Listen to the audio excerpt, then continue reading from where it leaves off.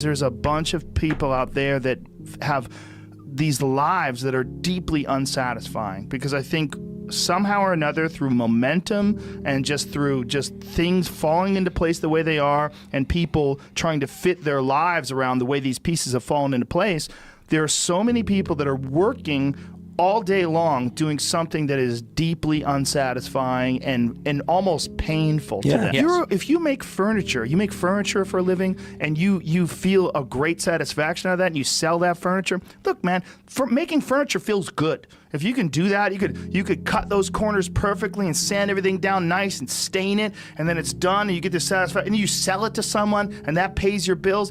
That is infinitely more satisfying than being stuck in some fucking cubicle working for someone that you don't want to work for, having to have these stupid fucking office meetings, talking to people in human resources, sitting down with your supervisor where they evaluate your job performance and you're not really, you really need to be enthusiastic about this company. This company is your future. This kind of like, you're like, fuck, kill me now.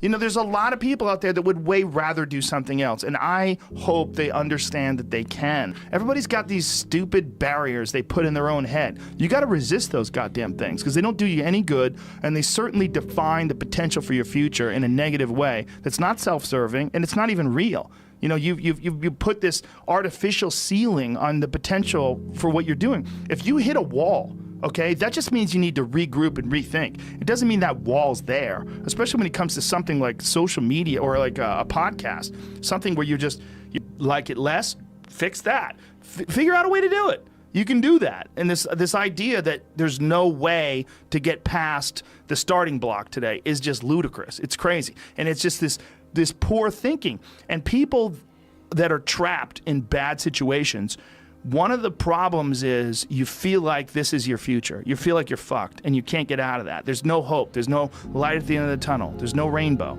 And if you feel like that, that alone can be incredibly defining and limiting. But if you look at yourself objectively and say, okay, I kind of am fucked here. I'm in credit card debt. I'm working in a shitty job. I don't like what I'm doing, but I have some ideas.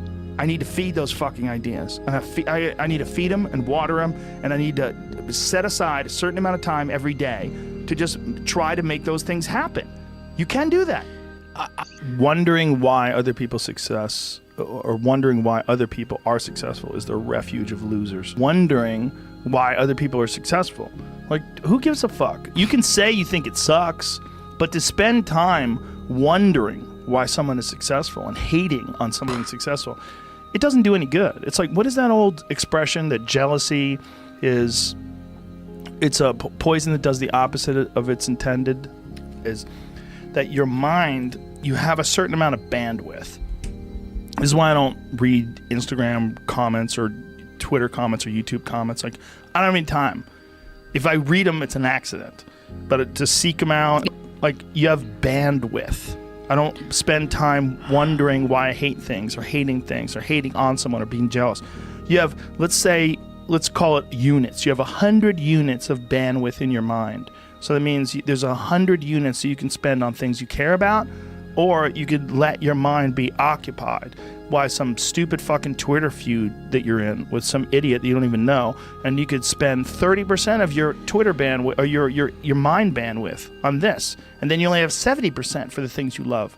And then maybe you're involved in some fucking relationship with someone who's an idiot and you're arguing back and forth with them. Well, there's another 30% that's gone. Now you have 40% left. You have 40% for the things you love instead of 100%. But if you only concentrate on the things you care about that mean something to you, and I think that there's a lot of people out there that think somehow or another you're going to get to some place where you're living in silk sheets and you're getting your toes done while someone's dropping grapes into your mouth. I don't want that. I've never wanted that. That guy's not going to be happy. He's going to be bored. An hour into the grapes, you're going to get those fucking grapes away from me. Stop painting my toes. What am I doing in this bed? I got to do something. I'm not stimulated. The human organism, the animal that we are, needs constant stimulation because it evolved trying to find food and escape enemies, and find shelter, escape nature, escape the elements, try to survive, And this is the great joy that you have in taking care of your children, that you can protect your children from the elements and the enemies and feed them. And it's also the great sadness that you see in losers.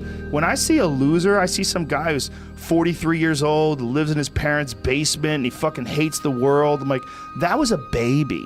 Man, this is a baby that somebody just gave shitty nutrients to, whether it's nutrients in the forms of food or in the form of thoughts and ideas and examples, and this kid developed these horrible self-defeating patterns of behavior that have led them to this point where they're this middle-aged person with no future and no idea of how to get out of this rut, and probably never will escape it, and might just wind up sucking on a gun. You know, I mean, this is the world that we live in today. And I think part of that world is because we have been fed this line of horseshit that you're supposed to seek comfort. And I don't think you are. I think you're supposed to seek lessons, and you're supposed to seek difficult tasks and accomplishments. And through those things, and through doing things that are hard to do, even if it's just a fucking 90-minute hot yoga class. I do a 90-minute yoga class, man. Those last 20 minutes, I do not want to be there, man. And I definitely don't want to give 100%. And I can cheat. I can kind of half-ass it. But if I don't, and I get through it, when that time is up and the lady says namaste and everybody gets up, I'm like, fuck, man, I made it. You know, I lost 15 pounds. My fucking yoga mat is drenched to the point where I could literally wring it out and fill a jug up with water. But through that struggle, I will now have a better day, and I better fucking do it again tomorrow or do something else, because if I just think, well, tomorrow I'm just going to coast and eat Twinkies and watch TV.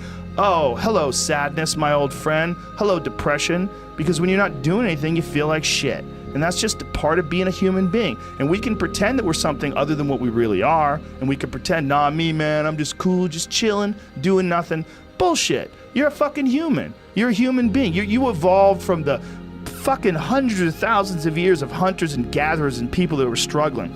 Those human reward systems are carved deeply into your DNA. And if you don't respect that, if you don't respect the mechanism of happiness and fulfillment and what you really need to do in order to feel satisfied in life, camaraderie, love, family, friendship, struggle, testing yourself, learning, all those things are imperative. They're all a giant part of being a person. Concentrating on people that suck or being jealous about people that are doing well does me zero good. But instead, if someone does well, I can be inspired and I can get fired up by it. I mean, I figured this out in my early 20s.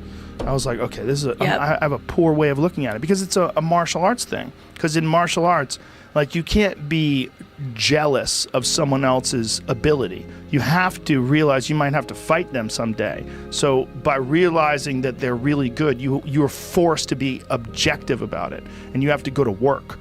Like, you have to go, fuck, that guy's better than me. I got to get better. And you have to go to work. Right.